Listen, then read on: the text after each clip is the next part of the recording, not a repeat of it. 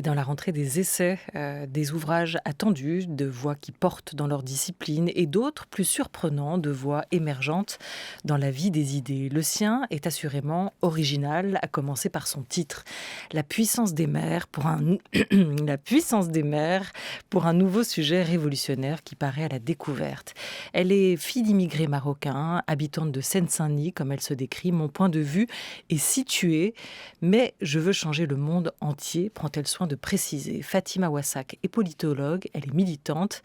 Les mères, elles souhaitent en faire une force, des acteurs politiques à part entière. C'est donc un plaidoyer qu'elle signe là, à la découverte. Bonjour à vous, Fatima Ouassak. Bonjour. Merci à vous d'être avec nous. Merci. La puissance des mères, c'est vrai que le titre interpelle quand on a vu votre livre arriver au milieu de cette rentrée littéraire, celle des essais. Être mère, qu'est-ce que c'est pour vous ? C'est déjà, on imagine, une force assez puissante en soi, mais vous abordez cette question comment ? C'est un métier, c'est une fonction, c'est une identité, c'est une responsabilité, c'est quoi être mère ? C'est un paradoxe. C'est effectivement se sentir puissante parce qu'on porte la vie et on donne naissance et on a l'entière responsabilité d'un enfant qui compte sur soi, pour qui on est une référence ultime. Et en même temps, c'est aussi l'expérience de la dépossession, pour moi. La dépossession de cette puissance, le fait de ne pas être considérée dans ce rôle de mère, dans cette responsabilité. Et c'est vraiment quelque chose que j'ai vécu comme paradoxal dès la venue de mon premier enfant. Et cette expérience-là, ce paradoxe, m'a conduite à réfléchir à comment me réapproprier cette puissance petit à petit. Au fur et à mesure des entraves, des expériences dans les institutions, à la crèche, à l'école, etc. Et finalement, ça m'a conscientisée sur le pouvoir qu'on pouvait prendre en tant que mère, avec d'autres mères, et comment on pouvait se battre en tant que mère, et se battre pour nos enfants, assumer de le faire pour nos enfants. Donc voilà l'expérience pour moi qui est magique aussi, hein. C'est-à-dire qu'il y a aussi le fait d'être mère, c'est aussi avoir la chance de jouer à nouveau, de découvrir, d'être curieuse. Moi qui adore les histoires de dragons, de sorcières, etc., ça a été prétexte à me replonger là-dedans. 2 enfants aujourd'hui, 2 enfants, oui. Un garçon, Oui, une 4 fille. ans, oui, 7 ans. Voilà, et on se demandera aussi si on transmet la même chose aujourd'hui quand on est une mère, ou un père d'ailleurs, à son fils et à sa fille, parce qu'il est beaucoup question de combat, de lutte, mais aussi de mémoire et de transmission dans ce livre, La puissance des mères, que vous signez. L'accouchement, vous l'avez évoqué comme un temps fort de votre prise de conscience. On va écouter à ce sujet les mots de la grande écrivaine Marguerite Duras. Je crois qu'il y a une différence essentielle entre une femme qui a eu un enfant et une femme qui n'a pas eu d'enfant. L'accouchement, je le vois comme une culpabilité. Comme si on lâchait l'enfant, qu'on l'abandonne. Ce que j'ai vu de plus proche de l'assassinat, ce sont des accouchements. La sortie de l'enfant qui dort. C'est la vie qui dort complètement. Dans une béatitude incroyable et qui se réveille. Peut-être que la maternité est vécue comme ça. En partie. Je crois qu'on sait très peu de choses là-dessus. Les on-dit pullulent et on est dans le préjugé. Béatitude, ce sentiment d'une vie qui s'éveille et se réveille après l'accouchement. Vous avez vécu, vous, ce temps-là avec culpabilité ? Non, pas avec culpabilité, et malheureusement, ça n'a pas été si extraordinaire et magique qu'on le dit, effectivement. C'est-à-dire qu'au moment où j'accouchais de mon premier enfant, j'ai subi, comme d'autres femmes, de trop nombreuses femmes, des violences obstétricales. Et je n'ai pas pu dénoncer ces violences dans la mesure où ce qu'on attend des mères lorsqu'elles accouchent, c'est qu'elles soient heureuses. Leur enfant est tellement beau, leur enfant est en bonne santé, donc de quoi se plaignent-elles? Et là encore, je parle de dépossession parce que voilà, il y a des espaces comme ça, lorsqu'on est une mère, lorsqu'on porte un enfant, lorsqu'on vient d'accoucher, où il est très difficile en fait de dire la violence, de dire la discrimination. No y compris dans un hôpital, y compris dans une maternité, qu'on croit protégée comme ça, parce que justement, c'est le monde de l'accouchement, de l'enfance, et cetera. Et non, moi, j'ai vraiment vécu ça comme un traumatisme. Et voilà, et je sais que je ne suis pas la seule, on commence à en parler de plus en plus. La question des violences obstétricales, on se permet d'en parler. Et on se permet de dire, non, je veux pouvoir le crier. Je ne veux pas rester sage, calme, je ne veux pas jouer à la gentille petite maman. Voilà, l'accouchement, c'est politique aussi, et voilà, il faut pouvoir le dire. Mmh. Ce rôle pourtant de mère protectrice, vous l'avez adopté comme beaucoup de mères, comme beaucoup d'entre nous aussi avec votre enfant. C'est ce qu'on attendait de vous à la naissance, mettant votre propre douleur de côté, attendant de vous que, comme tous les regards, vous observiez, protégiez d'abord l'enfant. Mais ce qui est intéressant, vous racontez aussi que de ce traumatisme peut naître une puissance, que de cette fragilité, de cette douleur peut naître une force. Et c'est comment vous avez transformé l'un en l'autre au fil du temps. Vous êtes mère, Fatima Wassak, mais donc vous êtes fille aussi d'abord. Qu'est-ce qu'elle vous a appris, votre mère? Qu'est-ce qu'elle vous a transmis? Parce que vous inscrivez aussi, vous, cette question de la place des mères aujourd'hui dans un combat, dans un temps long en fait. Hein. Oui, tout à fait. Dans l'immigration aussi. Alors le temps de l'immigration, plusieurs décennies en France, de cette immigration africaine notamment. Alors ce que m'a appris ma mère, j'essaie de le transmettre moi-même à mes enfants, c'est ne pas se résigner face à l'injustice, face aux inégalités, notamment dans un contexte hostile, comme a pu l'être la société française, dite société d'accueil, mais qui n'était pas si accueillante que ça pour les immigrés venant d'Afrique, d'Afrique du Nord en particulier. Oui, ce qu'elle m'a appris, c'est ça, ne pas baisser les bras, ne pas rester dans un sentiment d'impuissance. Et alors, le temps long de l'immigration me montre aussi, et c'est vrai que c'est dans ce temps-là que j'inscris les luttes que je mène avec d'autres aujourd'hui, montre aussi que ce n'est pas dévalorisant de se battre pour ses enfants. Ce n'est pas dévalorisant de se sacrifier, même si je devais utiliser ce terme pour ses enfants. Alors même que, parce que je milite aussi, notamment dans les milieux féministes, on nous dit beaucoup que... Alors, c'est presque honteux, dévalorisant, aliénant de se battre pour ses enfants. J'ai l'impression que dans l'immigration, il y a vraiment l'idée, au contraire, de dire, voilà, non, j'assume de mettre mes enfants avant moi. Alors, je cherche pas là à essentialiser la maternité africaine. Hein. Je veux pas être sur ce terrain-là qui serait de toute façon très approximatif, mais je pense qu'en tout cas dans l'exil et l'immigration, le fait que des mères aient traversé la Méditerranée avec leurs enfants sur le dos, et que souvent, si elles ont traversé la Méditerranée et si elles ont pris ce risque-là, si elles se sont déracinées, c'est justement pour leurs enfants. En tout cas, c'est ce qu'elle dit, c'est ce que dit ma mère. Si on est parti, c'était pour vous assurer, à vous, mes enfants, un avenir meilleur. Et il y a là, je trouve, quelque chose de très politique qui dénote un petit peu avec... je disais, une approche féministe en France qui tend à dissocier les femmes des mères, à juste titre d'ailleurs. Hein. Il y a des luttes féministes en France, notamment les luttes du MLF, dont je me revendique totalement. C'est-à-dire comment, à un moment donné, on s'extrait d'une violence patriarcale et notamment d'une violence familiale, d'une domination patriarcale au sein de la famille. Donc ce sont des luttes qui sont pour moi légitimes, mais en même temps, elles ont conduit, je pense, à réduire les mères à leur statut de femme, alors que dans l'immigration, je trouve qu'il n'y a pas de honte à se revendiquer en tant que mère, notamment pour mener des combats politiques.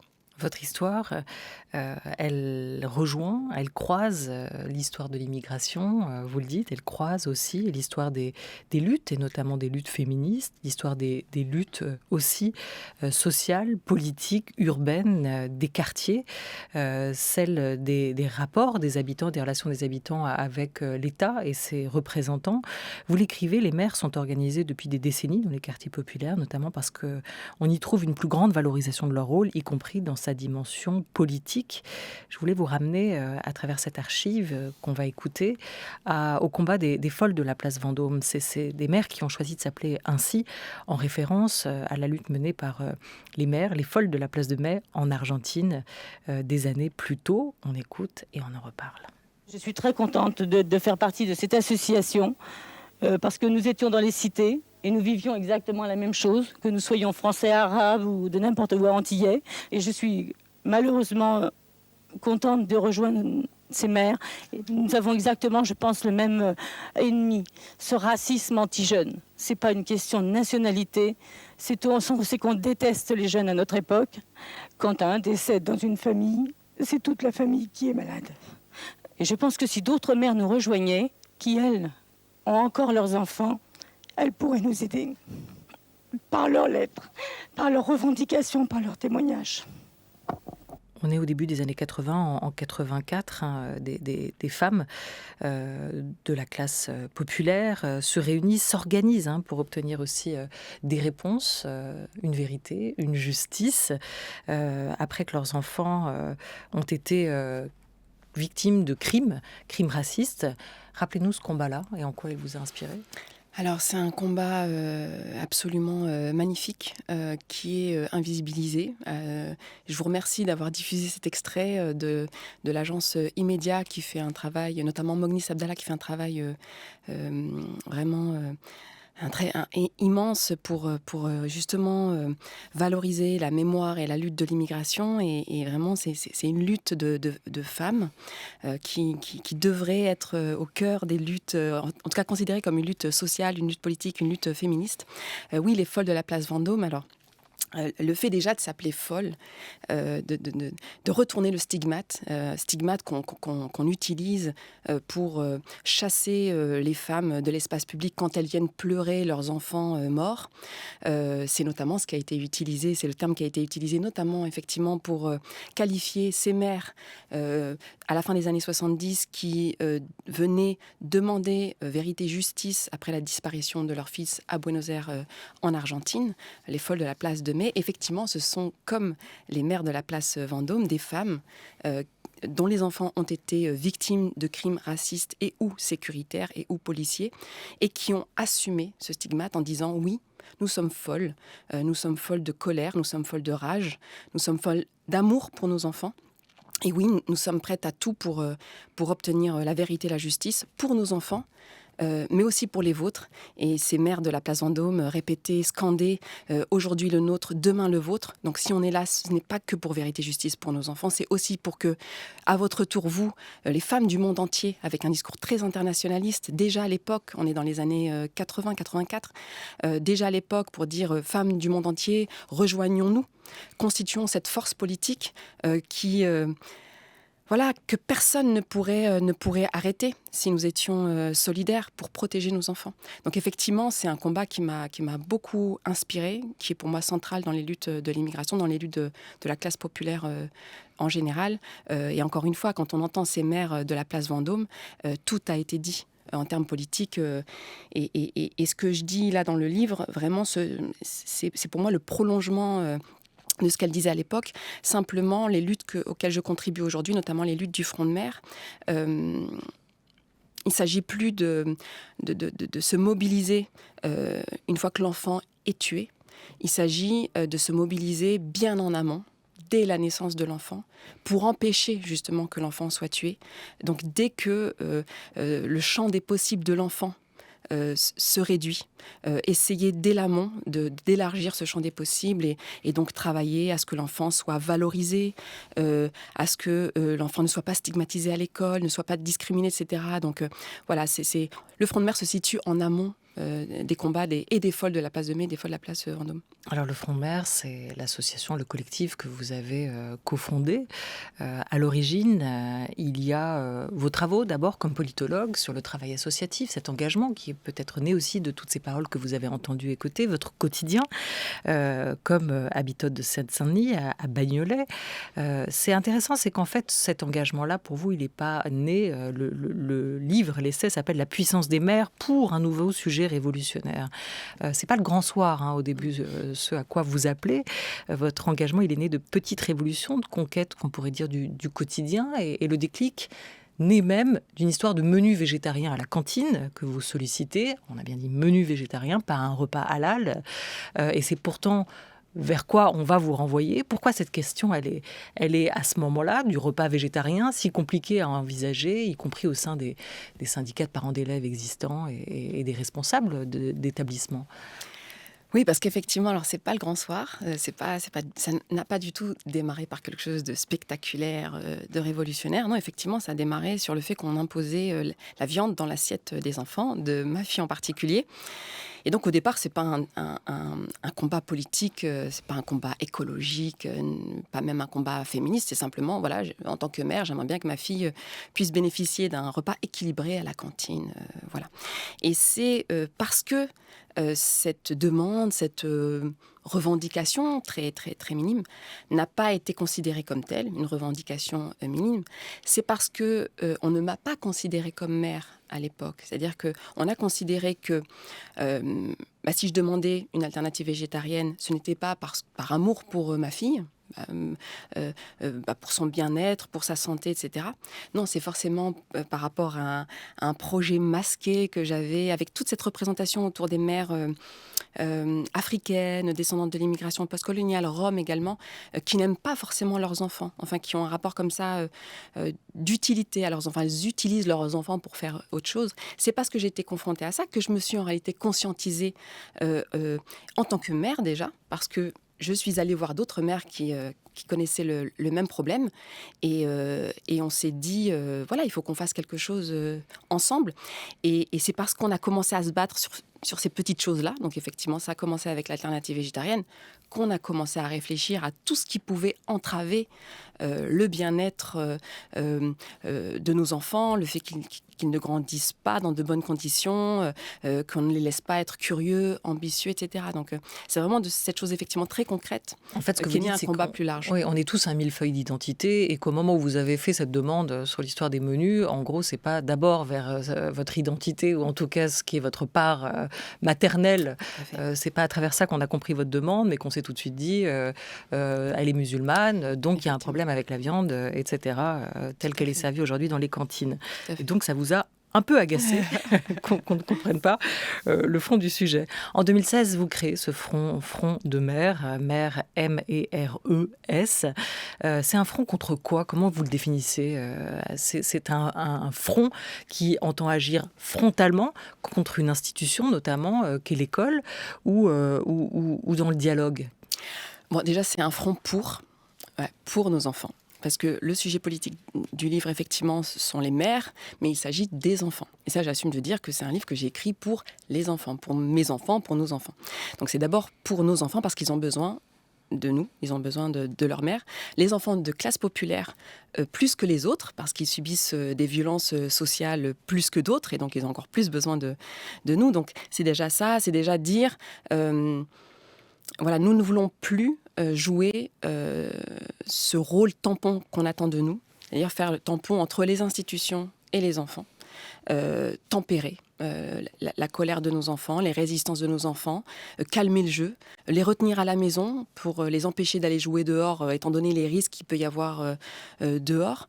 Donc voilà, c'est en rupture avec ça, en rupture avec ce rôle-là. Effectivement, parce que c'est pour nos enfants, donc par amour pour nos enfants, effectivement, on se situe dans un rapport de force avec l'institution qui tend, petite chose par petite chose, à réduire le champ des possibles de nos enfants. Par exemple, l'institution scolaire qui, petite chose par petite chose, donc ça peut par exemple concerner les livres jeunesse, les programmes scolaires, le fait d'attacher les cheveux crépus ou frisés en crèche ou en maternelle, le fait d'imposer de la viande dans l'assiette des enfants, de stigmatiser les langues de l'immigration, de stigmatiser les religions, notamment l'islam. Par toutes ces petites choses, tend à réduire le champ des possibles de nos enfants et à les diriger petit à petit, l'air de rien, vers un sous-marché du travail qui va leur casser le dos, casser leur santé mentale, les broyer, notamment psychiquement. Donc c'est donc par amour pour nos enfants qu'on se bat. Donc effectivement, dans un rapport de force, je ne dirais pas contre l'institution, parce qu'évidemment, on cherche aussi à travailler avec l'institution. Je sais, pour travailler dans les politiques publiques, à quel point il y a des marges de manœuvre dans les institutions. Par exemple, dans le livre, je parle d'un rapport de l'éducation nationale elle-même qui parle de discrimination raciale au sein de l'école. Donc l'éducation nationale qui reconnaît produire des discriminations structurelles. Donc, et ça, c'est bien le produit de marge de manœuvre. Donc je ne dirais pas contre les institutions, mais dans un rapport de force avec les institutions pour dire non, nous ne voulons plus tempérer, nous ne voulons plus calmer le jeu. Alors, il y a quand même un tournant par rapport à cette question, et c'est pour ça que le titre du livre, c'est « La puissance des mères », et pas la puissance des mères des quartiers populaires, ou la puissance des mères arabes, ou la puissance des mères de classe populaire, par exemple. Il y a un tournant, vraiment, c'est en l'année 2018, en décembre 2018, lorsque l'État français, les institutions, les pouvoirs publics français s'en sont pris à la jeunesse de ce pays, toute la jeunesse. C'est-à-dire que nous savons, nous, mères des quartiers populaires, mères de classes populaires, les classes dangereuses, à quel point l'État s'en prend à nos enfants. Je parle de plusieurs enfants très jeunes, notamment la petite Malika Yazid de 8 ans, qui n'ont pas été considérés comme des enfants, mais comme des Arabes notamment, qu'il fallait mater, qu'il fallait quadriller. Donc nous avons cette expérience-là. Mais ce qui s'est passé en décembre 2018, et puis déjà en 2016, avec notamment les lycéens, 2016-2018, lycéens d'Arago, de Bergson, qui sont des lycées parisiens, fréquentés plutôt par une classe moyenne blanche. Donc à quel point, à ce moment-là, l'État s'en est pris à l'ensemble de la jeunesse pour la mutiler, pour l'empêcher de s'exprimer, d'exprimer sa colère, d'exprimer ses espoirs d'un monde meilleur. Et c'est vraiment là que j'ai pris conscience de l'universalité de nos luttes, comme les folles de la place Vendôme au début des années 80 qui se référaient aux mères argentines. C'est-à-dire à quel point, en fait, nous étions un sujet universel puisque nous étions toutes concernées. Nos enfants étaient ciblés, nos enfants ont été éborgnés, pour certains mis à genoux, humiliés, gardés à vue de manière illégale, etc. Donc tout à coup, il y a eu cette prise de conscience qui est née déjà quelques semaines plus tôt avec les Gilets jaunes aussi, où habitant à Bagnolet, moi j'ai vu arriver des mères dans les bus, parce que les Gilets jaunes, en réalité, c'était beaucoup des mères qui venaient pour défendre la dignité de leurs enfants. Et donc il y avait cette prise de conscience de ce sujet universel. Il fallait se battre pour l'ensemble de nos enfants. Et il y avait cette opportunité de trouver du commun et voilà, avec l'urgence qu'on connaît aujourd'hui, de faire commun, de mener des luttes ensemble. Je vous trouve assez à charge, en fait, avec peut-être le risque de généraliser, que l'école, si on en revient à elle, à cette institution-là, produise ou reproduise des inégalités. Et Bernard Lahire l'a très bien montré encore dans un livre paru l'an dernier. C'est juste, mais c'est pas non plus le sens que les professeurs, les maîtres donnent à leur fonction et à leur mission. Et est-ce qu'on n'attend pas aussi trop de l'école, comme on a parfois trop attendu des familles aussi, et des mères notamment, dans cette mission ou ce souci de rééquilibrer et de promouvoir l'émancipation de chacun, en fait, de construire les enfants. Est-ce qu'il n'y a pas là une responsabilité partagée et comment trouver un terrain d'entente et d'échange qui permettent d'y arriver? Oui, alors merci de préciser. Moi, quand je parle de l'institution scolaire, je ne parle évidemment pas des des enseignants et des enseignantes. Il se trouve que dans mon entourage, moi je suis mariée à un enseignant, dans mon entourage proche, il y a des enseignants et des enseignantes, et je sais à quel point voilà, ils sont habités par une volonté de justice, d'égalité, etc. Voilà, pas simplement de broyer les enfants, ni de les envoyer sur un marché pourri du travail. Mais en même temps, on est obligé d'analyser. Alors, et en réalité, c'est pas mon analyse. Vous avez cité un sociologue. Il y a l'OCDE qui montre à quel point l'école française produit des inégalités structurelles massives. À quel point c'est le lieu d'une représentation, d'une reproduction sociale massive qui est scandaleuse, enfin qui devrait tous et toutes nous scandaliser.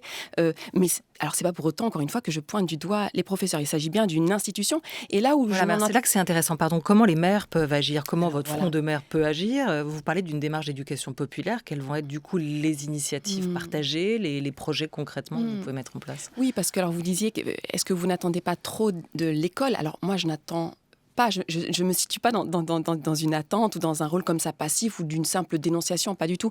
Moi, j'ai adoré aller à l'école. L'école pour moi, ça a été enrichissant, ça a été émancipateur. Je le dis, je le revendique, je veux la même chose pour mes enfants. Et donc, au contraire, moi, je dis qu'il faut avoir un pied dans l'école en tant que parent. Il faut avoir un pied dans l'école, il faut l'investir. Il ne faut pas justement accepter d'en être dépossédé, déresponsabilisé, en considérant que finalement l'école nous confie nos enfants et être comme ça, s'enfermer comme ça dans une représentation de parents démissionnaires, etc. Non, au contraire, je dis, il faut se battre, y compris dans l'école. Pas que, vous avez raison, parce que alors pour moi, il faut avoir un pied dans l'école, un pied dans le quartier. Et le pied dans le quartier, en vérité, c'est le pied dans la famille aussi. C'est-à-dire, quel projet pédagogique nous avons vis-à-vis de nos enfants. Moi, je suis immigrée, enfant d'immigrés. Moi, je veux que mes enfants réussissent à l'école. Je veux qu'ils réussissent socialement. J'assume cette notion de réussite.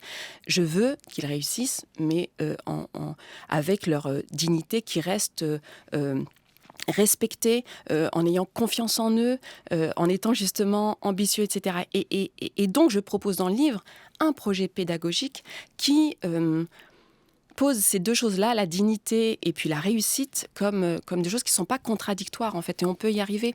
Donc, c'est ce que je disais tout à l'heure, c'est pas contre l'école. C'est qu'est-ce que nous, parents, nous pouvons faire à la maison, donc dans la chaleur affective, dans l'intimité, etc. Et là-dessus, j'ai un propos. Je ne veux pas justement qu'on reste enfermé dans des dilemmes, dans un sentiment d'impuissance. Il y a des choses à faire à la maison, au sein du foyer. Il y a aussi des choses à faire à l'école. Et pour moi, le parent, la mère notamment, le père, doivent être au centre de l'éducation, y compris portée par l'institution. Voilà, et puis ne nous voilons pas la face. Tous les parents n'ont peut-être pas envie ou pas le temps de s'engager. Trop de parents isolés, un besoin aussi d'union, de fédérer. Est-ce que vous y êtes parvenue, justement, Fatima Ouassak, à fédérer largement et à redonner aussi aux parents, aux familles, cet élan? Oui, tout à fait. Alors, parce que c'est vrai que c'est ça le drame de beaucoup de parents, c'est qu'ils sont, et notamment de beaucoup de mères, parce qu'il y a beaucoup de mères qui élèvent seules leurs enfants, de mères de classe populaire qui élèvent seules leurs enfants, c'est d'être isolées, effectivement. Et moi, je comprends le sentiment d'impuissance dans lequel elles peuvent être, dans lequel elles peuvent aussi être enfermées, et ce qui peut provoquer aussi de la résignation. La clé du livre, ce que je propose, c'est le collectif. C'est comment les parents et les mères peuvent travailler à améliorer le sort de leurs enfants, à élargir le champ des possibles de leurs enfants, en travaillant ensemble, en créant du lien social, dans des démarches d'éducation populaire, encore une fois dans le quartier, mais aussi dans l'école. Et c'est un appel à être ensemble, en fait, à nous entraider, à être solidaires entre mères. Donc c'est l'amour que l'on a pour nos enfants, l'amour que l'on peut avoir aussi entre mères, et donc effectivement ne pas rester dans l'isolement, dans un sentiment d'impuissance, mais au contraire, être dans du collectif et comment nous pouvons élever nos enfants ensemble. Vous iriez jusqu'à l'idée d'une gouvernance partagée ?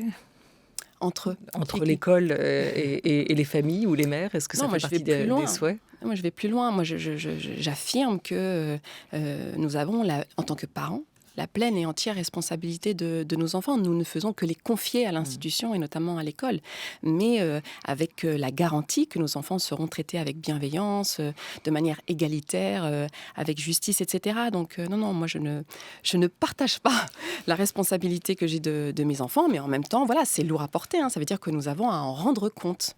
J'imagine qu'il y a aussi des hommes qui nous écoutent et qui doivent se dire, et les pères dans tout ça, on est en 2020, l'éducation des enfants, c'est plus simplement du ressort maternel. Fatima Ouassak, depuis longtemps, pourquoi est-ce qu'ils n'auraient pas leur mot à dire pour un front de mère et pourquoi pas un front des parents?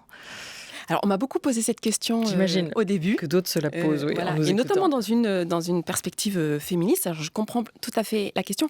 Maintenant, voilà, le livre que j'ai écrit, c'est pas le titre, c'est pas La puissance des mères pour mieux faire la vaisselle ou pour bien faire les gâteaux ou pour faire le ménage, par exemple.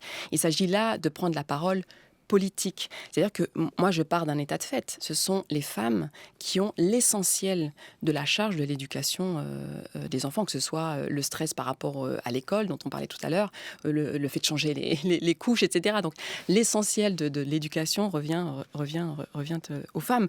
Et donc, pour moi, à partir du moment où il s'agit de prendre le micro, donc de prendre la parole politique, je ne vois pas pourquoi on n'assumerait pas en fait le fait de s'occuper essentiellement de l'éducation de nos enfants. En fait, vous êtes Maintenant, tout à fait prête à évidemment, la partager, cette parole politique, Alors, avec les pères ou avec les hommes. ou les charges déjà, Ouais. les charges, les tâches ménagères, l'éducation, etc. Donc, je pense qu'il faut déjà commencer par ça. Mais oui, alors, et d'ailleurs, au sein du Front de Mères, il n'y a pas que des mères. Il n'y a même pas que des... alors, il y a des pères aussi. Il y a aussi des personnes qui n'ont pas d'enfants. Parce qu'en réalité, je cite beaucoup Fatih Hadamish dans le texte. Quand je parle des mères, c'est un sujet politique, mais il ne se réduit pas à la figure de la mère biologique qui a effectivement des enfants. Moi, la première fois où je me suis sentie mère, c'est en écoutant donc Fatih Hadamish, qui est une militante du mouvement Immigration Banlieue, qui est décédée depuis quelques années, et qui disait, pour nous, c'est pas grave, c'est à partir du moment où on fait du mal à nos enfants que là, il faut se bouger et il ne faut rien lâcher. Et je me sentais mère avec elle. Et je sais que dans nos luttes, les luttes qu'on a menées notamment à Bagnolet, les pères étaient avec nous. Alors, ils étaient derrière nous, en soutien, mais ils étaient avec nous. Au sein du Front de Mères, il y a des pères. Donc, ça veut pas dire, c'est pas quelque chose contre les pères. Le Front de Mères, c'est pas contre les pères. C'est, voilà, les mères devant.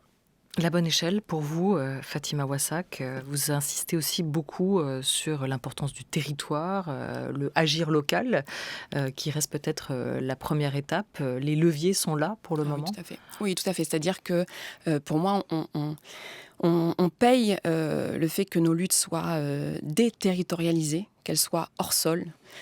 Pour moi, il faut revenir à de l'ancrage territorial. Il faut commencer là où on vit, en bas d'immeubles. Il faut se réapproprier l'espace public qu'il y a autour de l'immeuble, dans les quartiers populaires. C'est là qu'il faut agir. Il faut réoccuper l'espace public dont on essaie de nous chasser, nous et nos enfants. Donc lutter contre la vidéosurveillance, par exemple, la présence policière, les trafics de drogue, les violences interquartiers notamment, pour que nos enfants puissent jouer dans l'espace public, jouer dehors, s'étirer, prendre de la place, pour qu'ils puissent respirer. Donc oui, pour moi, ça commence vraiment là, chez nous, dans les quartiers populaires, en tout cas sur le territoire. Merci beaucoup à vous, Fatima Ouassak, d'avoir été avec nous. La puissance des mères pour un nouveau sujet révolutionnaire, c'est le titre de votre essai qui vient de paraître à La Découverte. Et un grand merci à toute l'équipe de La Grande Table qui a préparé et programmé cette émission.